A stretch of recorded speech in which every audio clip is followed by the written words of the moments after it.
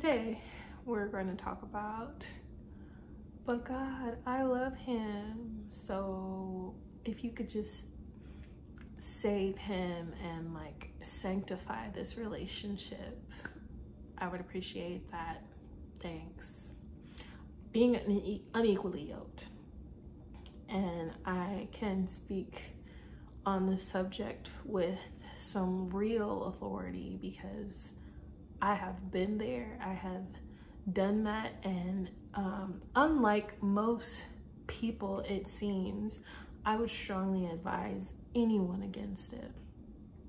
And so I guess I can just start off from the beginning. If you go back and see my videos, I have been in a different religion. I was raised in the Nation of Islam, which I guess other Muslims don't consider Muslims, but the Nation of Islam Muslims do consider themselves Muslims. So it really doesn't matter to me anymore because I'm not either. But growing up in a different belief system, when you come to Christ and you see rules that are Old Testament, like don't be unequally yoked, you think, well, you know, Jesus saved me, so why can't he save the person that I love?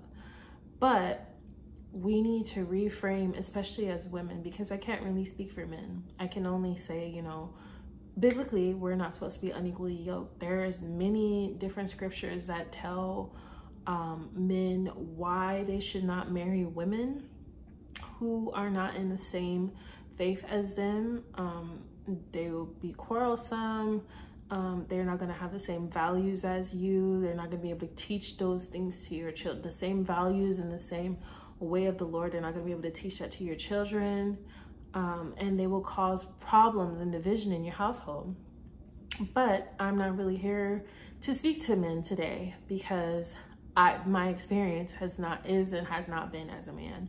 It's always been as a woman, and as someone who all my childhood, all my young adult life, all my teenage years, I just wanted to be married. I wanted to find love. I wanted to be loved. I grew up with, you know, very distant parents emotionally. So I was seeking for love in, as they say, all the wrong places. And I don't think a single one of the men that I ever came across, especially in childhood, maybe one of them, was truly saved. And because I live in California, I've lived in California for most of my life. And that is the norm, that most men that live in California do not know the Lord, whether they go to church, which most of them don't. And especially in my generation, whether they go to church, whether they say that they're Christian or not, most men in the area that I live in, the area that I was raised in, don't know the Lord and have no desire to know the Lord. And so the question then becomes, well, how am I going to be able to MacGyver this, Lord? Like, how am I going to be able to do what you're instructing me to do and also do what I want to do, which was missionary dating? That's where we're going with this. So I did a lot of missionary dating. You know, I could say that I was an evangelist in the worst way, like not a good evangelist at all. Would not recommend that to anyone ever. If you're going to be a missionary, then your sole goal for that person, the people that you're trying to reach, should be just for them to reach Christ, whether y'all have a close interpersonal relationship or not, but that's neither here nor there. So I was doing a lot of missionary dating. I was doing a lot of, oh Lord, I like him. Can you bless this relationship? And me just praying. And it would be so odd to me because I would pray, because I would get in, like, fall just deep infatuation that I to myself called love. And I would be like, God, I love him, you know, Lord, I just want to be with him and I see him being my husband. And it was always a thing in my mind, like people could be your spiritual husband without having actually married you. And Lord, this is my husband, and I just want to be with him, and can you, if it's your will, we'll be together. And I was verbally manifesting what I wanted to see, and it would work. I would get in a relationship with XYZ man. It would never work out though. Like, we would get together. Usually there would be some inappropriate behaviors. It never worked out. It was never blessed. Those unions were never blessed. And I didn't learn that any stronger. Actually, there was a situation after I was married, but I was married for probably a year, really like a year of being married to and living with this person. And the person, my ex-husband that I married, I met him at church as a teenager. We would have been high school sweethearts, but we didn't go to high school together. And you know, he had gone from the high school into the military, and I moved out of state with him to go live in Texas with him.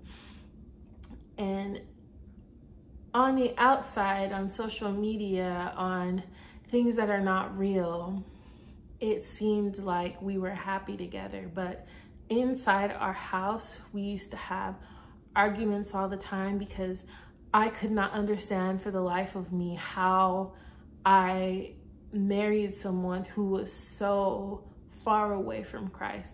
As much as I desired Christ in my own life, I could not understand how I had gotten myself in the situation, because we would have conversations and I would be like, this man is the Antichrist. How did I get myself here? So we were, I was trying to work it out, trying to pray for him, trying to be like, Lord, just please, I'm already married to him. This is actually my husband now. And I thought that he was saved when we got married, but clearly he's not, because look at what he's doing. This man is, he has his own issues. He has his own vices, and he don't look to you for anything. He looks to his mother. He looks to his family. He looks to drugs and alcohol. He looks to anything but you. And it was just wearing away at me and wearing away at me. And really the alcoholism, it was just wearing away at me and wearing away at me, because that's what I saw growing up. I saw a parent who was a raging alcoholic, called himself a functional alcoholic, but a raging alcoholic. And I saw myself being my mom 20 years ago, 30 years ago, really.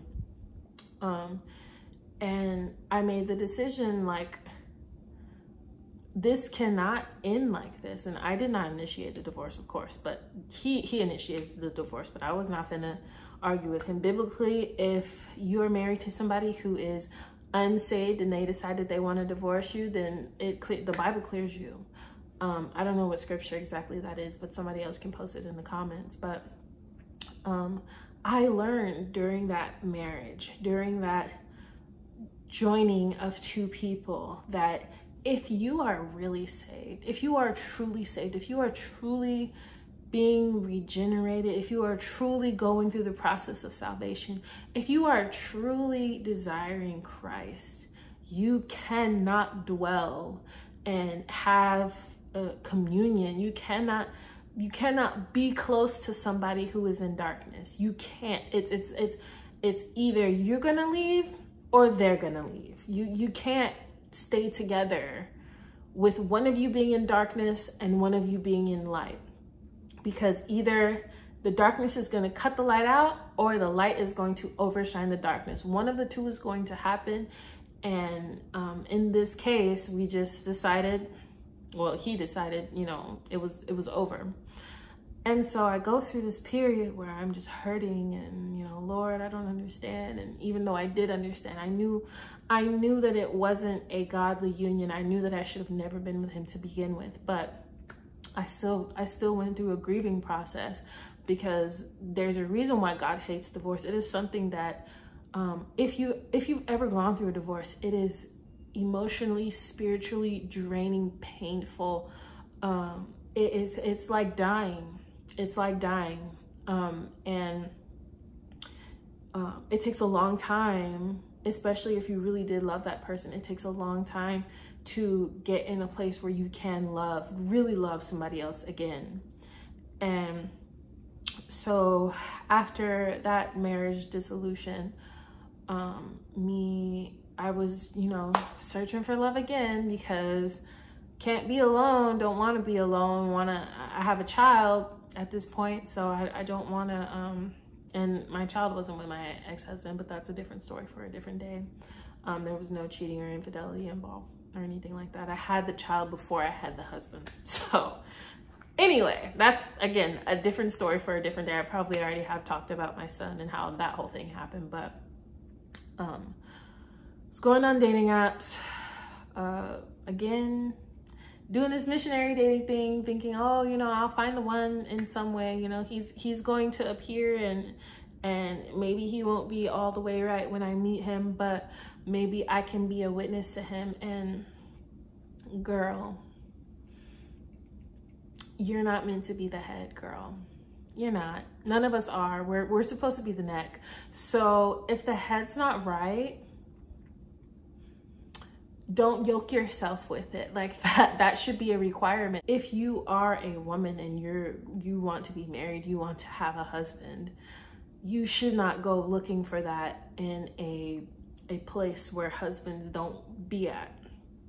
You should not go looking for, it's just like going to, there was a saying that I used to always say, this like going to a furniture store for a barbecue sandwich. Like, you're in the wrong place. We should not be looking for God in somebody who doesn't know him. And it really, I didn't understand it until I literally hit my head on the wall so many times. And then it finally clicked. If a man doesn't know God, I love the Lord, with all my heart, all my mind, all my soul, all my strength. And in loving the Lord, I understand now that someone who doesn't know him can't love me, because the only good aspects of my personality are from him, they are manifestations of the fruits of the Spirit. And so he's not going to, he might like certain things, because light attracts all manner of things, but he's not going to be able to understand or love you if he doesn't know the Lord. And it's just because, again, light and darkness they have no fellowship with one another. God and Dagon have no fellowship with one another. God and astrology have no fellowship with one another. You cannot half-step God.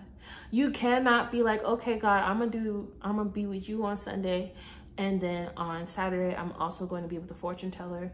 And then on Tuesday, I'm also going to be with somebody who reads tarot cards. And on Friday, I'm probably going to go with somebody who's Buddhist. Like, you cannot half-step God. So if you see yourself being truly sold out to the Lord, being truly saved and sanctified, then if you are a daughter of God, and cherished and loved by a holy Father who gives good gifts, why would he place you in the hands of someone who cannot even begin to understand your value? That would be irresponsible, and that's not a trait of our Lord.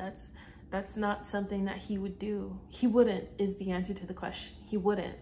He would give you to someone who he knows is equipped at the time that you two are supposed to come together. And that is a realization that I had to come to, that I needed to stop trying to manifest. Okay, I know I'm not the only one who's seen all these videos, how to manifest the man you want, how to get the kind of lifestyle that you want. No, what you should be going for, if you are truly a daughter of God, if you truly love the Lord, if you truly trying to follow after Jesus and take up your cross and go, then you need to be seeking God's will, not your own will, not trying to manifest. You can write the vision and make it plain. That's not the same as manifesting, but trying to do things your own way and lean to your own understanding is only going to lead to destruction, just like it does every single time we do this as human beings. So that's really all that I have to say. If you're watching this and you're like me when I was younger, and even, you know, as soon as last year, looking for love in the wrong places, I hope that I can be that click in your head, or I can say something that will finally register with you that there's nothing wrong with you, that you're not in the wrong place or the wrong time. You are wherever you're supposed to be at right now. And that God is a master creator. He doesn't just do one color of sunset. He does multiple colors and blends in different ways. He doesn't just do, if you ever read in different books in the Bible, when it talks about how it sounds in heaven, it's not just like, oh, just like how we hear in certain songs. That's not what heaven sounds like. It's like lightning flashes and angels singing and clashing of cymbals and all kinds of things, because he is a master creator. He cannot fail. The things that he does do not fail. And so if whatever you're doing is failing, he ain't in it. So we really have to get to the point where we can be truly submitted to him and dying to ourselves. And I've just learned that dying to yourself is really not a bad thing. It's really not, because what can you do in your own power anyway? You know, so I hope that somebody is blessed from this. And if you have anything to say to encourage other young women, including myself, please leave it in the comments. Any wisdom that you've gotten, not worldly wisdom. I don't care about what Kevin Samuels or anybody in the red pill, pink pill, black pill, whatever pill community. I don't take drugs. So that's all I'm gonna say about that. God bless y'all. Have a good week.